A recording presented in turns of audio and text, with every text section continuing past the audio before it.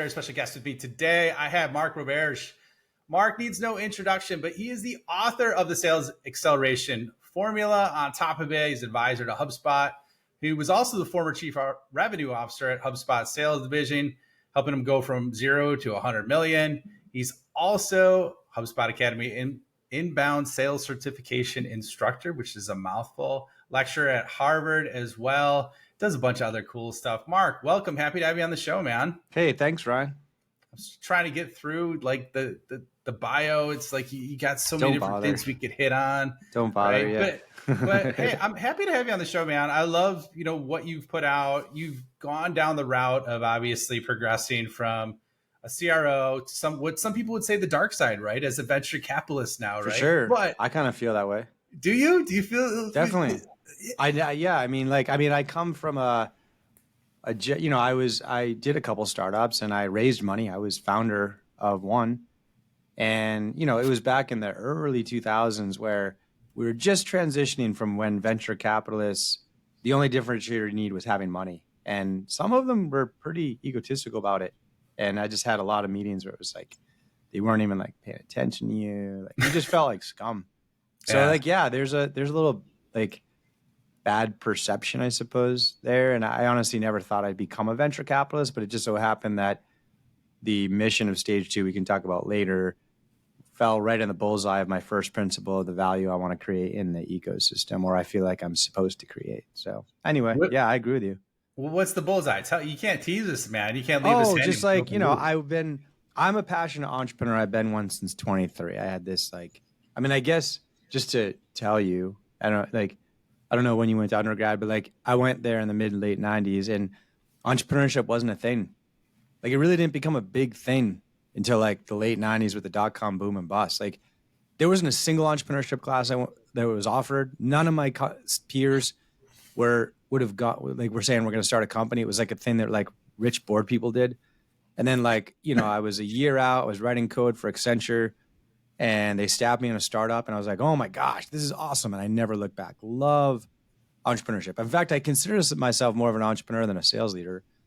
And I just so happened to fall into the realm of go-to-market and sales and marketing and was blessed with this wonderful ride at HubSpot and this knowledge and experience. So that's it. That's my first principle is, all the time I spend working, I want to maximize my impact on the startup ecosystem using this gift of go-to-market expertise. And that's what led me to Harvard. What a platform to do that. Oh, yeah. And that's what led to the co-founding of Stage 2 Capital, thanks to my co-founder Jay's vision on what that could be. So that's how I became a venture capitalist. Never really intended to be. That's a cool story, man. And I graduated around the same time as you. I think late 90s is when I was an undergrad. And you're right. It was like rich board people started companies. The email thing was just kind of, I remember email was just getting launched when I was in college. I'm like, what's this? You could use this to talk to women. This is amazing, right? That was it looked like a DOS interface. Oh, it was so weird, It was debacle, right? But that was anyways. So I get what you're talking about because it was the same thing. After that, I didn't get a taste of startups till later, much later than you do. But I always worked for companies that were startup-like environments where they were just go make it happen. No resources or infrastructure, just go make it happen, right? So cool. I could relate to that. So it's really cool, man. And then you started off coding, you developed, progressed, CRO, entrepreneur, and then on to the funding side, which I think your mission's cool because it's basically by operators for operators. Is kind of, not to oversimplify it, but that's the way specific to go to market. 600 of what we think are the best CROs, CMOs out there from Snowflake and Atlassian, Salesforce, et cetera. Yeah. So, let's shift gears a little bit, man. I love just your perspective and view of the market when we did on the pre-show call. And I know you've been looking at, based on the fact that you're an investor, the whole AI company ecosystem and what's going on there. So if you're looking at this and this is for you, the listener, right? How would you identify what are good AI companies either to invest in, to work for, or that are just actually good AI companies? Because there's so many that have gotten rolled out over the last 12 months. So we'd love to hear your perspective on that. Oh, for sure. Thank you, Ron. I want you to hear this because you've been doing it too, and I want to like exchange notes, and I want you to challenge me and all that stuff. So, Yeah, let's do it, man. Let's yeah, go I after mean, it. yeah, let's do it. So, like, I think I'd imagine that, like, I don't know, of the audience out there, maybe like 60 or 70% are more like go-to-market operators that, this is super relevant for, because I mean, I've never had more conviction for my students that come up to me like, "Hey, professor, like, what should I do? Like, I want to go into startups. Like, what should I do?" And I've always had like different opinions. I'm like, you have to go to AI. Hmm. Like every tech company is going to, in like 6 years, is going to be native AI. You have to get that experience now. So if you're an operator, I think this will maybe be an interesting preamble to like help you pick your future employer.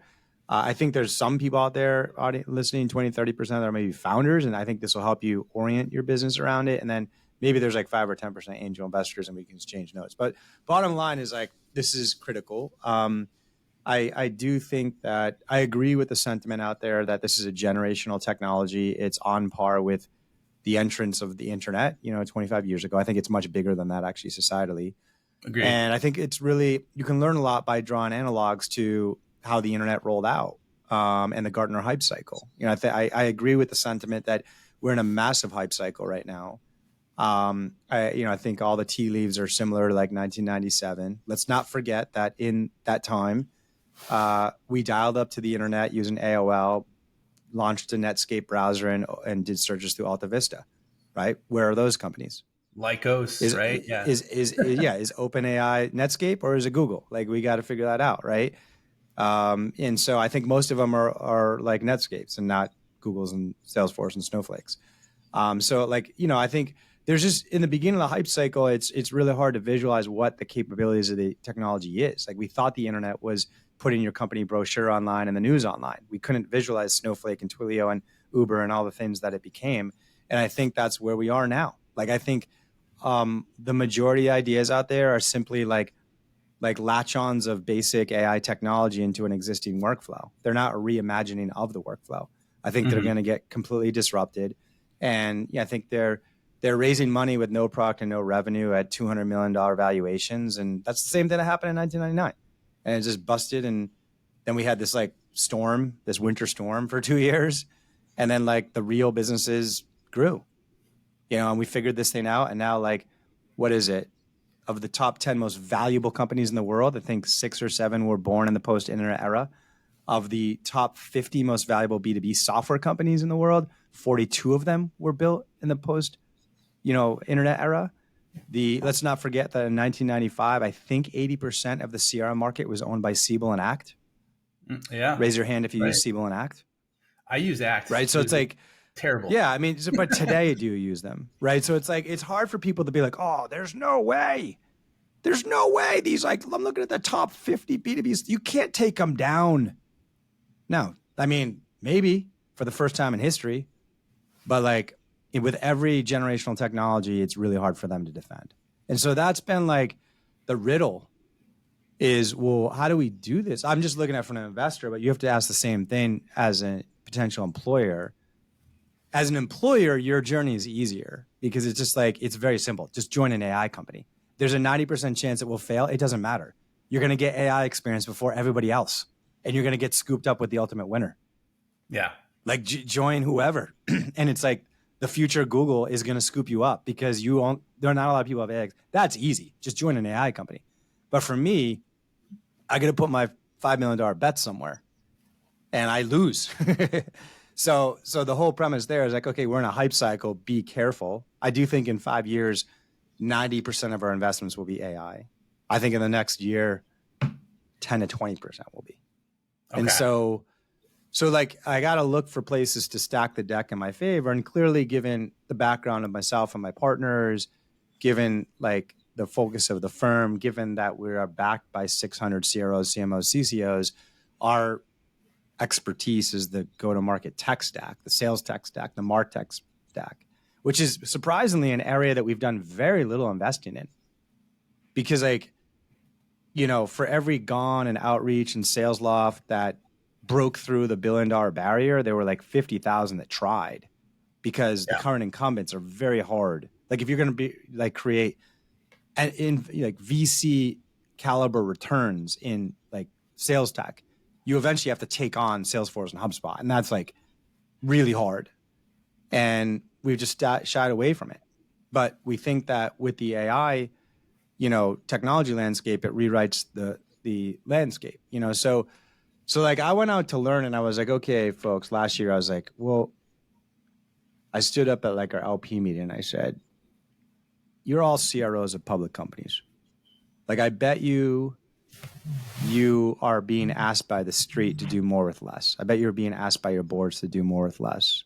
Yep. I bet AI is a part of that story, that strategy.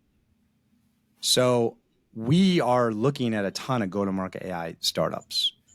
If you want to see what we're seeing to try them in your organization to see if they create that do more with less opportunity, send me a note. I got 110 emails from all these great companies. And I went online in May and I was like, hey, I have the CRO of all these huge software companies that want to test new go-to-market tech. Mm-hmm. So if you're building go-to-market AI tech, email me. We got 250 applications in 3 weeks. Wow. Boring stuff. Like SDR co-pilots, like auto marketing, collateral writing, like 50, like the same old companies. And I was like, all right, whatever. We sifted through it. And every Monday and Thursday, we promoted 4 of them to the CROs. And I don't know, we did that for like 8 weeks. And I think there were 80 meetings that got set up. 2 pilots, no rollouts.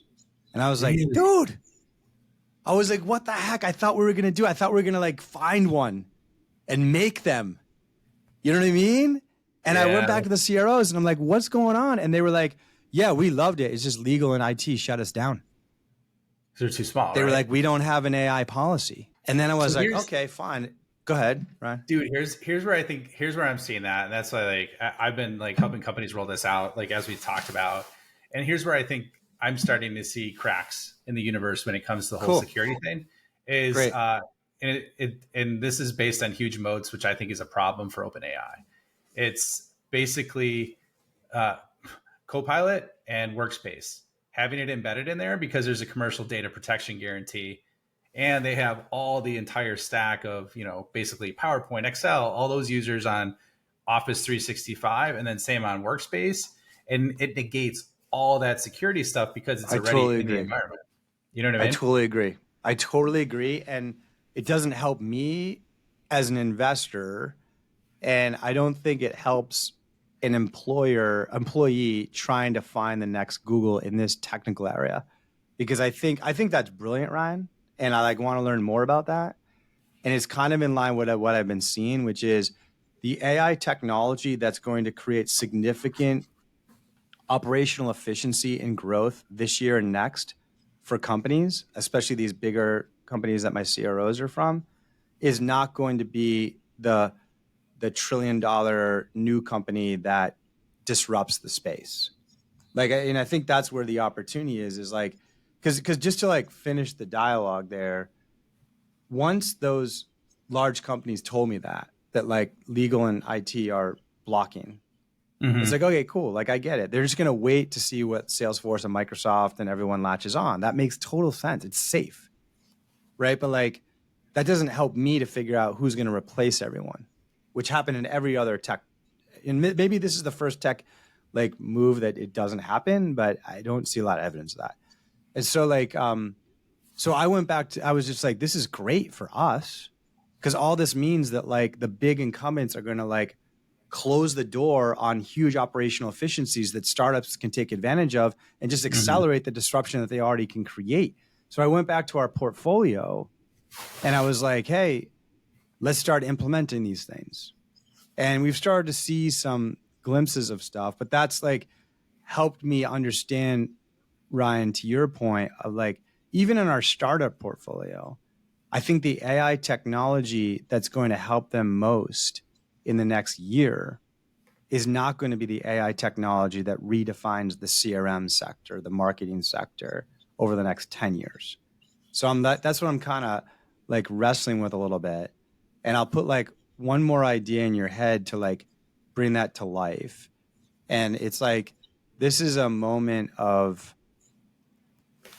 I'm getting a disconnect. I'm getting a unstable. Are you getting that? I just got that too. I don't know where that's coming from. Hold on a All right, it second went here. away.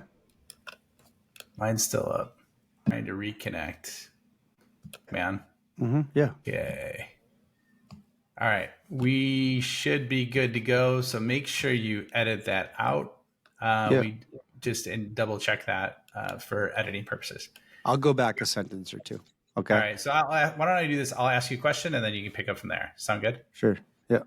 Or you could actually just continue. I just wanted to kind of finish that thought because it will just conceptualize where I'm at, Ryan, and you can play with it. So it's like, yeah. So what's been interesting about that journey with the startups is I'm kind of coming to the conclusion that the AI companies, vendors, technology that is going to create the most operational efficiency, even for our startups in the next year, is not going to be the same AI technology company, et cetera, that becomes the disruptor over the next decade and redefines the sales and MarTech sector.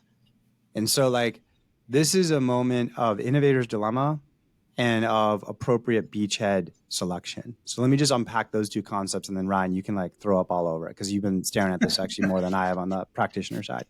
So like innovator's dilemma, Clay Christensen, he argues with each of these like new technology eras, the incumbents are at a disadvantage because the initial opportunity size is small and the investment necessary to get there is big. And so I think there's a perfect parallel with Siebel as the internet came about. So Siebel's sitting there, owns most of the market share in CRM, on-premise software. And they're like, shoot, this internet thing's coming out. Should we do anything? Maybe they hired McKinsey. Maybe McKinsey went out and talked to 1,000 CIOs and came back and said, no, you shouldn't do anything. And they were like, why? And like, well, we talked to 1,000 CIOs and all of them said they would never put their data in the cloud. They don't trust it. And second, we evaluated what it would take to re-platform your on-prem software to cloud-based, and it costs you $1 billion. So why would you spend $1 billion to go after a small market? Boom, classic innovator's dilemma. And Benioff like leaves Oracle, does Salesforce, like exploits the SMB sector where they don't care about these security items, and before you know it, everybody wants to be in the cloud for the technology architecture efficiencies, and he's there to catch it, and Siebel isn't. Right? So what's the innovator's dilemma today? I don't know. But maybe it's that like all these sales tech companies are seat-based and the promise of AI is to get rid of the seats. Maybe. Like maybe if like there's an engineer at a CRM company and they were like, hey, I'm going to build software to get rid of all the SDRs. Can the CRM really do that? Like if $2 billion of their revenue was based on SDR seats, can they afford to build software to get rid of that? How do they protect themselves? And like if a greenfield, sales tech company came out with an AI first mentality and wasn't seat based and could charge like 1/10 of what it costs for today's CRM, how could today's CRM ever defend against? I don't know. I don't know if that's like the innovator's dilemma. So that's point number one. Point number two is the beachhead strategy, because whatever your vision is on how this stuff works in 5 or 6 years, the market's not ready for it, nor is the tech. And so the best example, but what we have to do is have that vision and build the assets to capture it. And so the best, most classic example of that is Bezos and Amazon. Like 1996, Bezos, a quant hedge fund trader, and he quits. He didn't quit to become a book salesman. He quit because he thought everyone would buy everything online, from food to apparel to furniture, everything, right? But the market wasn't ready. No one trusted it. So what he did was he basically said, what is the market ready for that will allow me to create the sustainable moat to capture the long-term vision when the market's ready? The market was ready for books. He listed 50 products and books was number one because there's 50 million SKUs. You can buy it online. A book's a book. There's no question on quality, and it's pretty profitable, actually. Good profit margin. So he does that, and in the meantime, he's building a decentralized warehouse footprint in cheap areas of the country with a delivery mechanism so that when people are ready to buy furniture and clothes, et cetera, online, he's there to catch it and Walmart's not. Right? So that's kind of the question. If you are starting a business or joining a business, what is that problem set? How is it going to be solved in a post-AI world 5 or 10 years from now? What are the sustainable assets you can build today to go after that? And what revenue can you create to build those assets so you win the long-term game? I don't know. A lot of thought to that. And I'm not going to say publicly what my answer is on this, but I will share something else that I see. So, which is related, I think. Well, first of all, awesome breakdown, dude. Loved it. Love the Bezos, breakdown, because it's so true. Like, he's not like, oh, I'm gonna go from quant hedge funds to sell books. Like, it's just, that's not it. So obviously he was looking at the long game, and he always has. What are I see, and I was curious on your take on this, man, of like, just like Wayne Gretzky always used to say, where the puck's going, not where it's at right now. Yes. Yeah. Is like, if you look at the stacks, this is the kind of the way I look at like the AI environment. And this is not as macro as you. I mean, in terms of like, well, let me break it down. So step one, I look at the whole innovator's dilemma as basically Perplexity and Google right now. Like, Google didn't want to disrupt their $80 billion ad market that they had from pay-per-click and everything else. So Perplexity just created a much better basically search engine, so that you don't have to deal with all the crap and ads and just blue links and everything that they have to go through. And they're starting to eat their lunch, right? And then at the same time, they didn't want to give away the AI because they had so much money invested in it. And then that's when OpenAI took them. So they're getting hit on multiple angles, right? But if we go more on the Bezos side, where this is where I see, if you look at like the foundation, like, I think, and this gets trivialized, but I think prompting is so critical of a foundation, because it's the source code of basically the language of the AI moving forward. And AI doesn't operate, as you know, like basically SaaS, where it's the same process consistently. It's got jagged edges of things it does really well and things that it sucks at that you think it would do well at, right? So by understanding that domain expertise and integrating that in the prompts, that's the foundation. Step two is what you're starting to see already with GPTs, where there's like micro workflows. And then the next step is agents. Obviously, agents are being developed, and those are still just okay in their development phase, which GPTs are as well. What's going to happen is, like 5 to 10 years from now, there's going to be swarms of agents, where basically you'll have whole departments or companies that are 10 times the power of Apple, that have the capability to operate autonomously and then with human oversight. And that's actually what one of the founders of OpenAI said he could see happening down the road. Totally. So that's where I think the puck's going, if we're looking at it from that perspective. And that's what I talk about with all my clients, to take it from, I love that, tech assisted to autonomous. Totally agree. And I'll let you continue to your question or comment on that. But like, I don't think what we're saying is different. There's just different strategies around it in terms of like formulating a good business model, and, how the tech stack evolves. Like, the way one way I say it that I think is very similar to what you're seeing is, in the last 10 or 15 years, this is stay in our domain, Ryan, of like go to market. Mm-hmm. Yeah. Like, RevOps has become like huge. It didn't even exist 15 years ago. And for the most part, RevOps is seen as an organization that supports the humans to do their job. And that flips with what you're saying, is at some point it flips where RevOps does the job and humans there to tweak it. And we're starting to see that a little bit more. And that gets us away from the co-pilot, where the incumbents, I feel like, need to lean, to the displacement. Like, it's driven by AI, where that's just running, and then humans are there to just tweak and refine it. But I think that's kind of what you're saying to some degree. Yeah, totally, man. I think that's a good summarization. Like, and if you use like the data analysis tool on ChatGPT at all, have you used that or had a chance to use it? Yeah. So that's a prime example of what you're talking about, exactly. Right? Like, you could literally have a data scientist. It's buggy sometimes, right? It's not perfect, but you could glean. There's insights that used to take me 8 hours to do and go to market manually that I can now do in like 15 minutes on that thing. Yeah. Right. So I don't know. It definitely helps you see the promise. Like, I kind of feel like we got to see beyond, like, there's so many issues, like the hallucinations, the latencies on responses, the synchronous parallel conversations, the data analysis clunkiness, like those all feel like things that just get ironed out as the tech, like we talked about, the tech matures. I mean, remember dialing up through AOL? Remember? Oh yeah. Remember the first, it's just like, right, college, exactly. So I kind of feel like that stuff will get ironed out, and then you could start to see, I think, ChatGPT helped us see what this could really be.